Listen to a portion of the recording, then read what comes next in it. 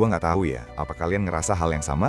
Tapi akhir-akhir ini tuh rasanya kayak kita lagi berdiri di atas tumpukan jerami yang cuma butuh satu percikan kecil buat bikin semuanya meledak. Di luar sana, orang-orang masih asik bahas siapa yang menang, siapa yang kalah, atau siapa yang masuk daftar kabinet terbaru. Tapi coba deh lo lihat ke dompet kita masing-masing, atau lihat ke harga-harga di pasar yang makin hari makin gak masuk akal. Ada sebuah kegelisahan kolektif yang mulai merayap dari kelas bawah yang biasanya cuma mikirin besok makan apa, sampai ke kelas menengah ke atas yang sekarang mulai ketar-ketir lihat angka di bursa saham yang merah membara.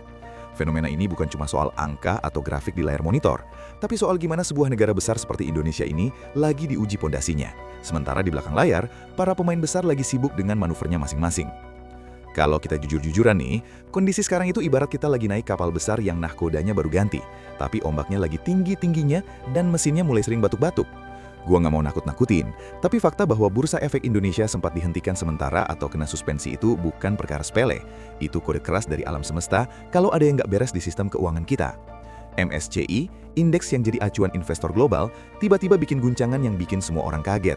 Dan di saat yang sama, sosok-sosok vokal kayak Rocky Gerung atau para ekonom senior mulai ngasih peringatan keras tentang apa yang bakal terjadi di bulan Februari atau kuartal ketiga tahun ini. Kita seolah-olah lagi diajak masuk ke sebuah terowongan gelap yang kita sendiri nggak tahu seberapa panjang jalan keluarnya. Dulu, kita mungkin cuma dengar masalah ekonomi itu soal pinjol atau judi online yang mencekik rakyat kecil. Tapi sekarang, badai itu udah sampai ke depan pintu rumah orang-orang kaya. Bayangin, Direktur Bursa Efek sampai mengundurkan diri gara-gara merasa gagal menangani gejolak pasar. Ini barang langka banget di Indonesia, di mana biasanya pejabat kita itu punya muka tembok yang luar biasa tebal dan jarang banget ada yang mau ngaku salah, apalagi mundur. Tapi di sini kita lihat ada sebuah sinyal kegagalan sistemik yang nggak bisa lagi ditutup-tutupi pakai jargon-jargon optimisme kosong. Belum lagi urusan harga emas yang melonjak gila-gilaan. Padahal logikanya, kalau dolar naik, harga emas harusnya turun. Tapi sekarang, keduanya malah kompak naik. Bikin kita yang awam ini makin bingung. Sebenarnya uang kita ini masih ada harganya nggak sih kalau cuma disimpan di bawah kasur? Kita juga nggak bisa tutup mata sama beban fiskal negara yang makin hari makin bengkak gara-gara biaya tetap yang nggak masuk akal. Kita punya kementerian yang banyak banget, institusi yang gemuk, dan BUMN yang direksinya tetap dapat gaji gede plus bonus melimpah, nggak peduli perusahaannya lagi rugi atau untung. Sementara itu, kita rakyat biasa disuruh maklum, disuruh sabar, dan kalau bisa disuruh makan tabungan yang sebenarnya udah hampir habis juga. Fenomena mantap alias makan tabungan atau maut alias makan utang itu bukan lagi sekedar candaan di media sosial, tapi sudah jadi realitas pahit yang dialami jutaan orang di sekitar kita. Ironis banget kan, saat elit politik sibuk bagi-bagi kursi, kita di bawah sini sibuk mikirin gimana caranya biar tagihan listrik dan biaya sekolah anak nggak nunggak bulan depan. Secara geopolitik pun kita lagi main di posisi yang sangat berisiko, di mana keputusan-keputusan besar yang diambil pemerintah di panggung internasional, kayak hubungan kita sama Amerika Serikat di bawah kendali tokoh-tokoh kuat, itu punya konsekuensi ekonomi yang langsung berasa ke kantong kita. Kita kayak lagi dipaksa buat percaya sama satu nahkoda, karena memang kita nggak punya pilihan lain, kecuali kalau lo punya uang berlebih buat pindah ke luar negeri dan hidup tenang di sana. Tapi buat gue, buat kita, yang hidupnya pas-pasan dan cinta sama tanah air ini, pilihannya cuma satu, tetap di sini sambil berharap pemerintah benar-benar tahu apa yang mereka lakuin. Ada kekhawatiran soal cetak uang atau money printing yang bisa bikin inflasi makin liar. Dan kalau itu sampai terjadi, kita nggak cuma bakal masuk krisis, tapi bisa-bisa kita balik lagi ke masa-masa gelap yang nggak ingin kita ulang. Gue bukan ahli ekonomi yang punya gelar berderet, tapi gue bisa ngerasain ada bau ketidakadilan yang makin menyengat dalam cara permainan keuangan di negeri ini dikelola. Rasanya tuh kayak sistem yang ada sekarang nggak bener-bener dibuat buat rakyat kecil, tapi cuma buat muter-muter uang di antara mereka yang udah punya kuasa. Kita diingatkan untuk bijak mengelola keuangan, buat lebih waspada sama pengeluaran sembako sampai pendidikan. Tapi pertanyaannya, sampai kapan kita harus terus-terusan jadi pihak yang selalu harus mengalah dan berhemat sementara pemborosan di level atas tetap jalan terus tanpa rem? Ini adalah momen reflektif buat kita semua. Apakah kita bakal tetap diam nunggu badai itu datang, atau kita mulai berani buat bersuara dan menuntut transparansi yang lebih nyata dari mereka yang kita kasih amanah? Pada akhirnya, di tengah segala ketidakpastian ini, kita tetaplah satu bangsa. Mau yang kaya, yang miskin, yang tajir melintir, atau yang lagi susah, kita semua ada di perahu yang sama bernama Indonesia. Gue menyampaikan keresahan ini bukan buat bikin lo semua takut atau panik, tapi biar kita sama-sama sadar dan mulai mikir, kita nggak bisa cuma pasrah. Kita perlu mendukung langkah-langkah yang benar, tapi kita juga harus berani kritis kalau ada kebijakan yang nggak masuk akal. Kita doakan saja, semoga pemerintahan sekarang punya keberanian buat ngambil keputusan pahit demi kebaikan rakyat banyak, bukan cuma demi segelintir orang.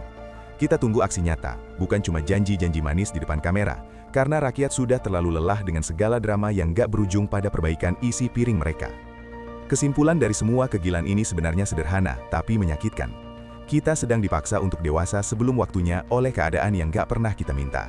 Kalau lo perhatiin polanya, dari urusan bursa saham yang merah membara, pengunduran diri pejabat yang katanya merasa gagal, sampai harga emas yang gak masuk akal, semuanya bermuara pada satu titik, yaitu hilangnya rasa aman dalam sistem ekonomi kita. Kita selama ini mungkin terlalu terlena dengan angka-angka pertumbuhan di atas kertas yang dipamerkan di layar televisi, tanpa sadar kalau pondasi di bawah kaki kita itu keropos dimakan ego dan inefisiensi. Ironisnya, saat sistem ini mulai retak, yang disuruh menambah lubangnya adalah rakyat kecil melalui pajak yang makin kreatif, harga barang yang makin melangit, dan narasi "mari kita berhemat" yang terus-menerus dijejalkan ke telinga kita. Gue melihat ini bukan cuma sebagai krisis finansial, tapi krisis kepercayaan yang sudah mencapai level akut. Coba lo bayangkan, di saat orang-orang di level atas masih bisa berdebat soal manuver politik internasional atau bagi-bagi kursi di BUMN yang gajinya tetap aman meskipun perusahaannya berdarah-darah, ada jutaan orang di luar sana yang bahkan buat beli beras 1 liter aja harus mikir 2 kali. Fenomena makan tabungan dan makan utang itu adalah tamparan keras bagi wajah keadilan sosial kita. Ini adalah bukti nyata bahwa ada gap yang sangat lebar antara realitas di istana dengan realitas di meja makan rakyat. Kita nggak butuh lagi janji-janji manis atau proyek mercusuar kalau urusan perut saja masih jadi perjuangan setiap pagi. Kritik ini bukan berarti gue atau kita nggak cinta sama negara ini. Justru sebaliknya, karena kita peduli, kita nggak mau lihat kapal besar bernama Indonesia ini karam, cuma gara-gara nahkodanya terlalu sibuk mengatur dekorasi di ruang VIP, sementara air sudah mulai masuk ke dek bawah. Kedepannya, bulan-bulan ke depan ini bakal jadi ujian kejujuran bagi pemerintah. Apakah mereka benar-benar berani melakukan reformasi struktural, memangkas biaya-biaya lembaga yang nggak guna, dan menghentikan pemborosan fiskal demi menyelamatkan rakyat? Ataukah mereka cuma akan terus-terusan mencetak uang dan menambah beban inflasi yang pada akhirnya akan membakar daya beli kita sampai habis? Kita nggak punya pilihan selain tetap kritis, tetap waspada, dan tetap rasional.